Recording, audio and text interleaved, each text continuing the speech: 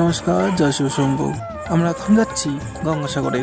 আগের ভিডিও দেখেছিলাম আমরা গঙ্গা, এবার দেখব গঙ্গাসাগর, যেখানে গঙ্গাসাগর মিলিত হয়েছে। ভগীরথ স্বয়ং শিব ঠাকুরের সাহায্য নিয়ে এই মর্তলোকে নিয়ে এসছে গঙ্গা মাকে নিজের পূর্বপুরুষদের উদ্ধার করার জন্য। হাত দিয়ে আমি যে রাস্তাটা দেখালাম সেই রাস্তা দিয়েই সোজা আসলেই গঙ্গাসাগর দেখা যায়। আমরা এখন চলে আসছি পুরো গঙ্গাসাগর যেখানে মিলিত হয়েছে সেখানে। এখানেই ভগীরথের পূর্বপুরুষদের উদ্ধার হয়েছিল।